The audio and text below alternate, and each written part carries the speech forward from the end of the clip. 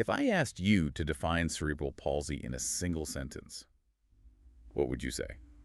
I mean, if you're like most people, you'd probably confidently declare brain damage at birth causing spasticity. Right, yeah. Like that stiff involuntary muscle tightness we always associate with it. Exactly. It sounds clean, that sounds definitive. But looking at our stack of sources for this deep dive, which, by the way, range from pediatric medical journals to like diagnostic clinical guidelines, it paints a very different picture. Oh, a completely different picture. That textbook definition is, well, it's dangerously incomplete. I mean, it's the kind of oversimplification that causes real misunderstandings in clinics and schools. So today our mission is to unpack why that classic definition totally misses the mark. We're going to explore the surprisingly nuanced criteria that actually define this complex condition. Yeah, because the reality of cerebral palsy, or CP, is it's much more dynamic than most of us realize. To start, CP isn't one single disease. Right, it's an umbrella term, yeah. Exactly. It's an umbrella term for a whole group of permanent disorders affecting how a person's movement and posture develop.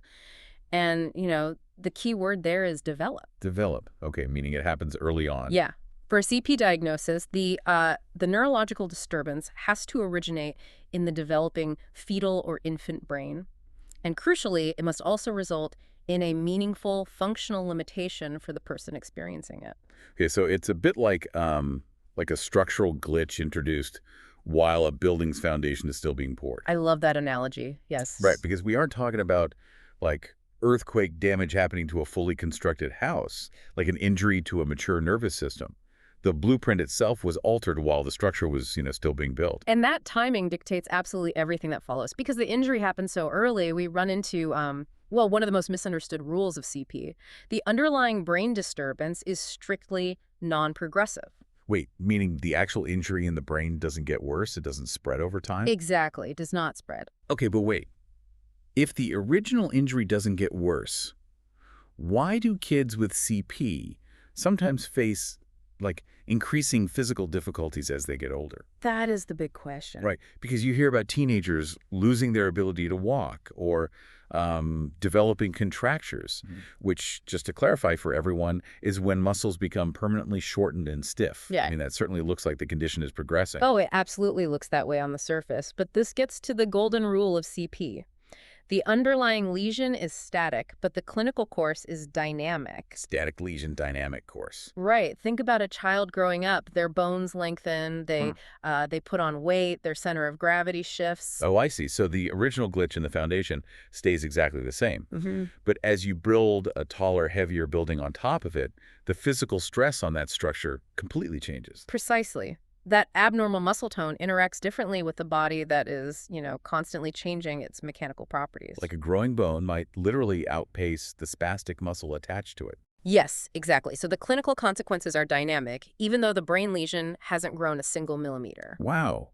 Which means if a child is actually losing previously acquired neurological abilities, like true developmental regression, that must be a major red flag, right? A massive red flag. Steady neurological worsening points towards something entirely different, like perhaps a genetic or metabolic disorder. True regression is not typical of CP. Okay, so since CP is an umbrella term for a static injury with dynamic results, it must look incredibly different from person to person. I mean, depending on what happened to that foundation. Oh, it's highly varied. The symptoms depend entirely on which part of the developing brain was affected. Clinicians actually categorize CP first by the predominant motor abnormality. Like spastic CP, right? Yeah, an injury to the motor cortex causes spastic CP, which is the most common type. But damage to the basal ganglia results in dyskinetic CP. Dyskinetic meaning involuntary movements. Right, exactly. And then damage to the cerebellum leads to ataxic CP, which heavily affects balance. Okay, and then it gets classified by which limbs are affected too. Like you have monoplegia for one limb all the way up to quadriplegia for all four, or hemiplegia, which affects one vertical half of the body, say just the left arm and left leg. Exactly. But there's a catch here. A clinical label like hemiplegia only tells me what parts of your body are affected. Right. It tells me absolutely nothing about how you actually navigate the grocery store or get to work. Form doesn't always equal function. Oh, that's a great point. So how do they measure the real-world impact? This is why professionals use the gross motor function classification system, or the GMFCS. It's a 5-level scale standardizing how we describe a patient's real-world mobility. Okay, so what does that look like in practice? Well, level 1 might be someone who walks independently but maybe struggles a bit with speed, whereas level 5 indicates someone who requires, extensive assistance and adaptive equipment for all mobility. So it basically measures independence instead of just biology. I mean, Yeah. that what gives families and doctors a shared language for what a person actually needs to thrive every day. Exactly. It completely shifts the focus from an old brain scan to an ongoing lived experience. The diagnosis is ultimately bound to the real-world limitation it causes. Which really shifts your perspective. I mean, CP is a lifelong, dynamic clinical journey stemming from a static early brain hurdle. Treating it means focusing on how a growing body interacts with the physical world. Right, and adapting that physical world makes a massive difference for these individuals. Absolutely. Which leaves us with a final thought for you to mull over.